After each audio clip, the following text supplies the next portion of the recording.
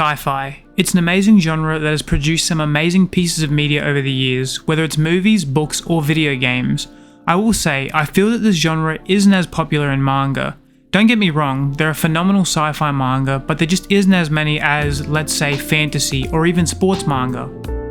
They just don't seem to reach the popularity that many other genres do, and well, today I'd like to talk about one of those manga I think is underappreciated.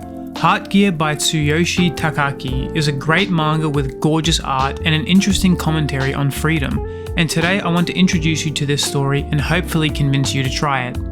In this video, I will be talking about the basics of the story and covering all of chapter 1. I will then talk about the robots that are named Gears and how they impact the story. Then I will talk about the art. If you want to avoid spoilers, then click off now, but if you don't mind or have already read this manga, then enjoy the video. Heart Gear begins with one of our main characters, Rue, asking a robot she calls Uncle Zet why he is her uncle and not her dad. He explains that it's because he is a gear, which is what the robots are called in Heart Gear, and she is a human. They aren't physically related. Rue then says that she wishes she had a dad. The first chapter is called Walk This Way. World War III wiped humanity off the Earth and left it as a wasteland. 200 years later, we see Zet farming and analysing the soil. Rue then greets him with a basket full of apples. She tries them and they aren't sweet, so Zet consumes them for biofuel. Rue then strikes a pose telling Zet that she is going to go on her daily adventure. As she leaves, Zet tells her not to go too far and to avoid anything dangerous. We get some shots of her exploring. She begins exploring an abandoned building. She finds a massive room with large machinery at its center. She walks up to the machinery and goes to clean the dust off the control panel. The machinery comes to life after scanning her hand. Rue is flustered. The large machine stands up and asks Rue if she authorized their activation. He explains that he is a 5th generation gear named Chrome. He then explains that he doesn't have a base program and asks Rue to install a base program. We now cut to Rue explaining to Zet what happened. He mentions this must be how human parents felt when their daughters brought home a boyfriend. He then mentions that he has never seen a gear in this state, and Rue mentions is it because that he doesn't have a base program.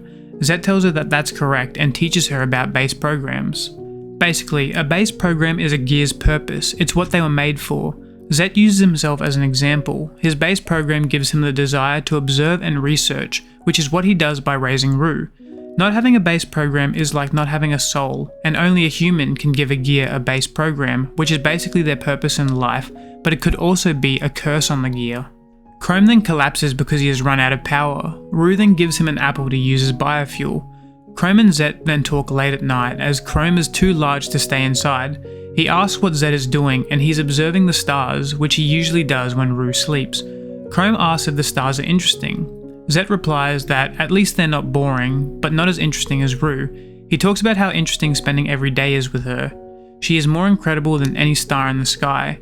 Chrome doesn't understand and Zet says that's basically because you're an infant, and asks if he would like to live with them. Zet teaches Chrome about the past and also a little bit about philosophy and how he should think about his life. We then cut to the next day as Chrome joins Rue, who is washing her clothes. He accidentally flings her clothes at her and goes to catch them, but while in midair realizes he is going to harm Rue, which is against the laws of robotics. He saves her and she can't help but laugh. They all live together and enjoy each other's company. One day Chrome is farming and Zet tells him that he can stop for today and do as he pleases, which is hard for him without a base program. Zet and Rue then notice a dead deer, but the wound is circular and fresh. Zet tells Rue to go home to Chrome. As they turn to leave, a large black gear is facing them and it's speaking gibberish. It fires, breaking Zet's arm. Zet tells Rue to remain calm and that it's gone insane and is a combat gear. He says it's impossible for them both to escape, so he will buy her as much time as he can. He tells her to live for him. Rue then runs and arrives home and frantically tells Chrome everything. We then see that the insane gear has found them. It tosses Zet's head towards them, causing Rue to break down. Chrome is processing everything that's happening and trying to decide what's the best course of action. And as he struggles to decide, he is shot. A panel is punched off of Chrome's body. Something gets out. I have decided, Zet. I thought about what I want for myself. Listen, Rue, from now on, no matter what happens, I will protect you. He then asks if she will authorize that to be his base program, as we see the humanoid Chrome. The insane gear goes to attack Chrome, and he effortlessly blocks the attack. He tells Rue that his base program is incomplete and he will operate under restrictions until she authorizes it. Rue approves and Chrome decimates the gear, eliminating it with ease. Rue says Zet would be surprised if he saw him now. Rue can now fully acknowledge her feelings and begins crying, thinking back on her time with Zet. Chrome then picks up Zet's head and runs his hand through its head, which worries Rue. He then kneels down and hands her something. It's Zet's core unit that isn't damaged. If they can find a suitable body, they can bring him back, thus giving them their purpose for the manga.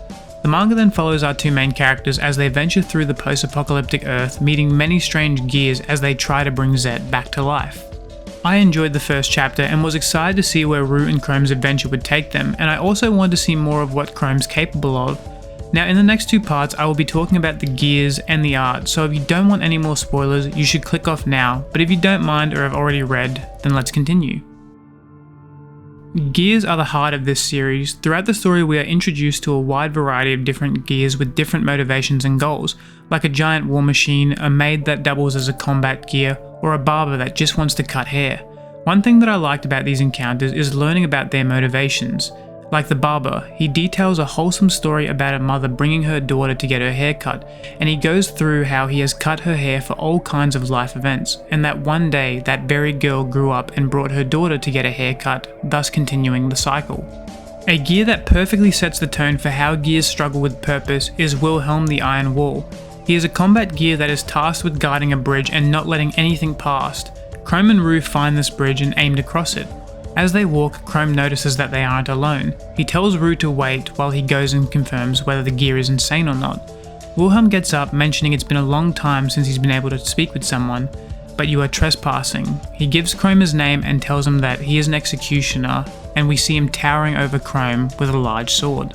Chrome tries to avoid conflict, but Wilhelm tells him discussion is pointless. Allow no one past this point. That was the order he was given 200 years ago, and it is to fulfill those orders that he lives. Instead of spoiling the fight, which I will leave for you to find on your own read, I now want to highlight Wilhelm's past. Wilhelm was the sole gear sent as reinforcements to help the humans hold the bridge 200 years ago. The soldiers aren't happy that they get a single gear to help them. The colonel asks the gear's name, and the colonel says it's too long and gives him the name Wilhelm the Iron Wall. He tells him that Wilhelms are a dime a dozen, but you're the only Iron Wall. He asks him to live up to that name. During a battle, Wilhelm buys them time, and well, he truly lives up to his name. Later the colonel tells him that the enemy has changed course and the soldiers are moving locations. They can't abandon their position entirely, so the colonel orders Wilhelm to not let anything cross the bridge. Wilhelm knew he would never see the colonel again and understands that his orders are an unbreakable curse, but he didn't care and would follow them until his death. Him referring to his orders as a curse is something that is common in Heart Gear, with many gears coming to the same conclusion, but being unable to break the cycle due to their programming. I really enjoyed this aspect of the story, and it makes you question just how conscious and aware the gears are. They aren't robots with no thoughts or feelings, but aren't as free-willed as humans. They fall somewhere in the middle. Wilhelm is what hooked me on this story. The two chapters he is in definitely are some of my favourites in the story. This commentary on the gear's free will is something I think a lot of people would enjoy reading about, and was a highlight for me. The art, as you have seen, is gorgeous, and I don't know if I'm the only one, but it reminds me of Nihei Tsutomu. I think it's the character design and the scratchy style of shading that leaves that impression on me. But everything about this series is drawn so well. Character design is amazing, as you can see from the wide variety of gear designs. I really like the large gear designs, especially Woden. It's so imposing and huge. That fight was also amazing to read, and every fight in this manga is. The fights are very chaotic and don't have tons of fluidity to them. They are filled with much more large attacks trying to break the other one down, and are extremely fun to read. Especially Chrome's fights when he enters a violence mode, and the design of that is so sick with the mask he wears. The double spreads are amazing, especially the ones featuring a large number of gears fighting. One of my favourite characters is Ash. They show up later in the series and I just love their design, kind of like a simply drawn knight with a massive sword. He is a very fiery character and just wants to fight, and later has one of my favourite fights in the series.